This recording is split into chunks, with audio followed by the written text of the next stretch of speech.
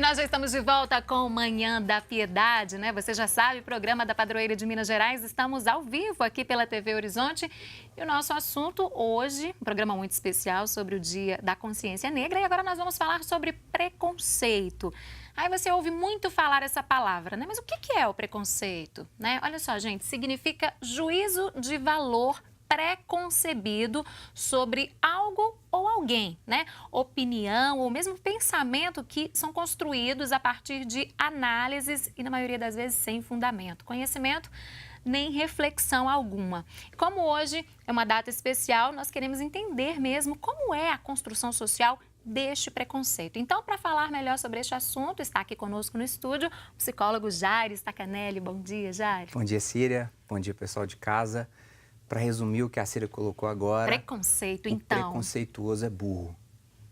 Não faz reflexão, não faz análise, não tem entendimento e já tem um preconceito de determinado assunto. E há né? algo que vai além... Desculpa ter usado uma expressão no início da minha fala tão agressiva, chamar o preconceituoso de burro. Mas é que não tem outra palavra, a gente poderia buscar outras expressões no sentido de é um sujeito desprovido de avaliação ou reflexão técnica ou falta de informação, não é burrice mesmo, é falta de capacidade intelectual. Ele não quer ir buscar essa informação, né? Vai mais além, Cira, porque o sujeito que tem preconceito, ele avança a burrice para algo que muitas vezes ele tem como falta de coragem, como falta de disciplina, como falta de concepção. Os alemães, no final ali dos anos 30, precisando de um bode expiatório, inventaram a ideia de que quem quebrava a alemã do pós-Primeira Guerra eram os judeus. E o povo topou isso. Então, para explicar que nenhum projeto seu deu certo, ao longo dessa crise de 2014, por exemplo, eu invento que um culpado ou alguma coisa precisa ser extirpada. E aí você perde por completo a reflexão. Foi assim com os alemães, lá nos anos 30. Porque dizer que o judeu tinha quebrado a Alemanha...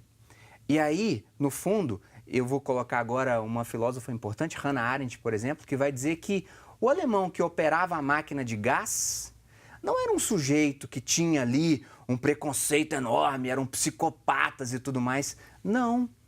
Ele ia, ligava a máquina de queimar gente em Auschwitz e ele voltava para casa. Sim. Ele voltava para casa, beijava o filho dele e dizia assim, ô filho, hoje o papai fez um ótimo trabalho. O papai hoje queimou 1000 judeus. Agora, trazendo para essa questão do negro, hoje é dia da consciência negra, né, Jair? Eu queria que você falasse um pouco sobre Síria, essa questão do a maior preconceito que existe ainda hoje. Nefasta da expressão de uma construção de sociedade é você incutir na cabeça de alguém isso que as meninas e o que o Moreno colocou aqui agora. De que pela sua compleição física, pela sua condição, essa que não tem como você tentar fugir dela, é de você dizer que você é menor. É você jogar para debaixo do tapete de que na construção da sociedade brasileira houve uma coisa chamada escravidão por muito tempo. Que é uma vergonha, né? Uma vergonha, mas que muitas vezes quer se jogar para debaixo do tapete.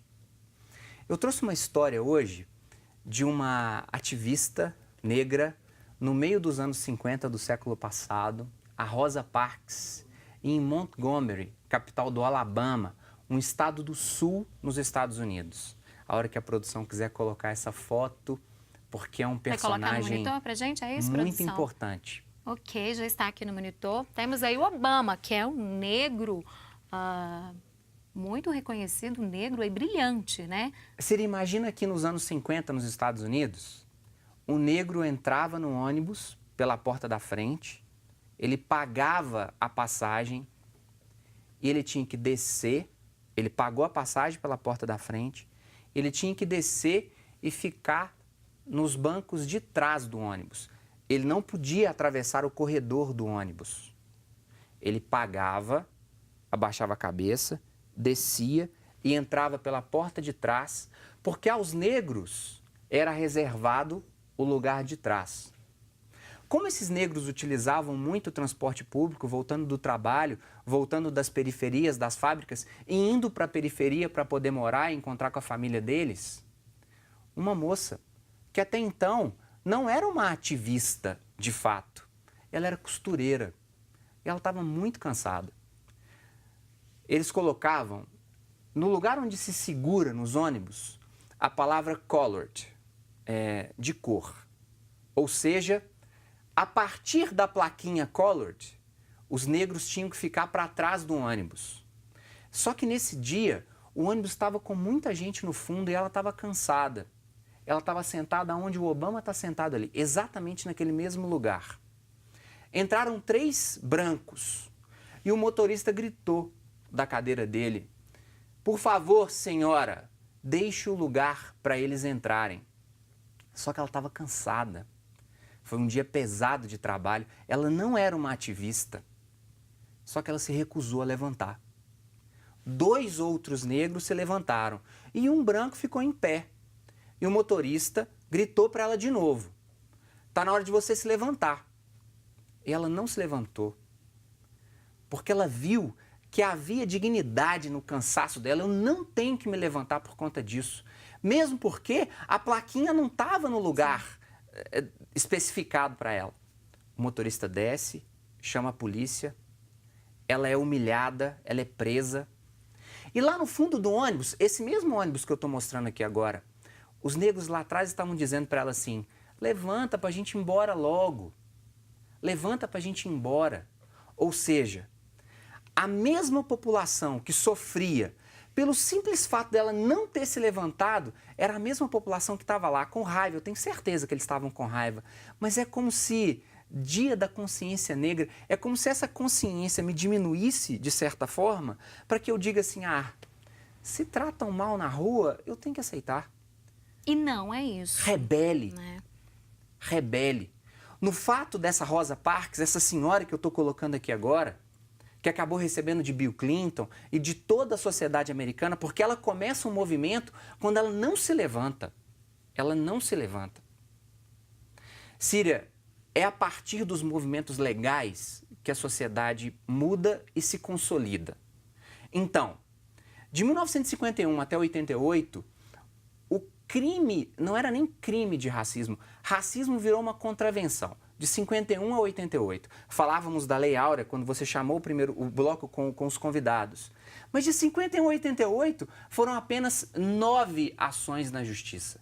E agora, em século XXI? Em quase 40 anos. Ou seja, dizer que o Brasil então viveu durante 40 anos zero racismo, não, é porque a lei era ruim. Pois é, ainda há racismo hoje. Mas aí o que acontece no racismo hoje, Círio, é que qualquer advogado de um branco racista consegue transformar aquele crime que a Constituição de 88 diz que é imprescritível e inafiançável, mas qualquer advogado de um branco racista consegue transformar aquilo que o branco disse em uma coisa como injúria racial, ou foi simplesmente um mal interpretado. Dizer, por exemplo, que um negro vai ser pesado em arrobas, no Supremo Tribunal Federal foi mal interpretado. Agora, dizer Jairo, que um médico cotista não vai te operar foi mal interpretado. O que mais me incomoda, Síria, nesse processo,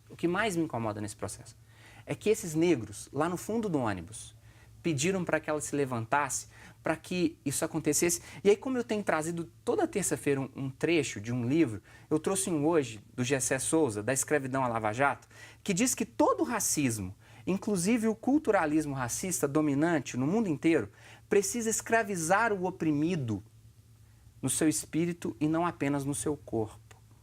Colonizar o espírito. O racismo tenta colonizar o espírito, tenta dizer para você é menor.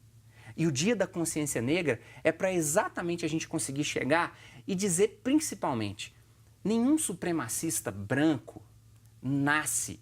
Ninguém é maior pela cor, né? Nenhum. Agora o nosso tempo já está quase esgotado. Eu queria que você falasse um pouco sobre como a psicologia lida com essa questão do preconceito. Uma pessoa preconceituosa, como trabalhar no seu dia a dia. Chega alguém no seu consultório, como trabalhar isso? Primeiro que nem num consultório de psicologia esse camarada assume isso tão fácil. Fica enraizado, embutido, né? Agora é Internalizado. inevitável, porque vai chegar no meu consultório, no consultório da minha colega negra que colocou aqui agora, essa ideia de pertencer a um lugar, A Rosa Parks era uma costureira.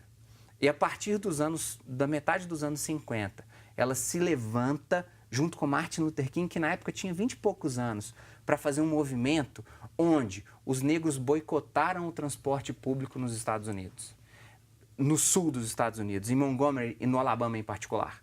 Eles passam a boicotar aquilo ali. Não existe movimento social. A consolidação é a lei, mas não existe movimento social que não acontece por uma certa rebeldia. Agora, de você dizer assim, eu não concordo. Trazendo para cá, a união pode fazer a diferença nesses movimentos, as marchas, né, colocar mesmo a cara na mídia, falar, olha, eu estou aqui, eu tenho os meus direitos. Isso pode fazer a diferença, entenderem as pessoas de uma forma, fazendo com que as pessoas entendam ali o verdadeiro papel, o valor de cada pessoa e que, como eu disse no início, o que diferencia não é a cor. Seria a necessidade da gente pensar esse movimento é de dizer que o dia que você tem um comportamento racista no trânsito, o seu filho está aprendendo. Pode ser que, como eu e a Cília, a gente tenha esquecido a equação do segundo grau. Você lembra, Cília, a equação do segundo grau? Nossa, eu já esqueci. Muito difícil, viu? Ainda mais matemática para quem é de humanas. Mas eu lembro do comportamento, talvez, do meu pai, que é um bom motorista no trânsito. Talvez tenha passado isso para os meus meninos. Se você é racista e o seu comportamento é racista, a sua fala é racista, entenda, talvez com 39 anos como eu, seu filho, esqueceu a equação do segundo grau, mas ele vai lembrar muito bem do seu comportamento racista. E ele pode ser que leve isso para frente. Um exemplo de pai para filho na escola, na educação. Além disso, o que nós precisamos para diminuir o preconceito que ainda existe? Além de tudo que a gente já falou. Eu acho que a gente precisa de falar de empoderamento. E a gente precisa de conhecer história, Cília. Porque no debate sobre cotas, a gente tem que falar de história. Porque quando a gente pega que o Lázaro Ramos se tornou um ator famoso vindo de uma ilha na periferia de Salvador, ou que o Obama se tornou o presidente dos Estados Unidos, tá vendo? Meritocracia. Quem quer, consegue. Quero ver a professora que escondeu os meninos num tiroteio no Rio de Janeiro, uma classe teoricamente, com muitos meninos negros, eu quero ver essa professora que teve tiroteio lá na comunidade, depois das 8 horas da manhã, ela falar assim, vamos lá? Vamos aprender as letrinhas? A realidade é outra, né? A realidade é outra. Quem é contra a cota conhece pouca história. Jairo, muito obrigada mais uma vez pela sua participação e até a próxima semana. Nosso tempo, como sempre, voa por aqui. Obrigado. Olha só, e agora nós vamos a um rápido intervalo. Na sequência, eu deixo você na companhia de Assir Antão, mas eu não vou embora, viu? Daqui a pouquinho eu volto e hoje nós vamos ensinar você a fazer um lindo colar com tecido africano. Daqui a pouco.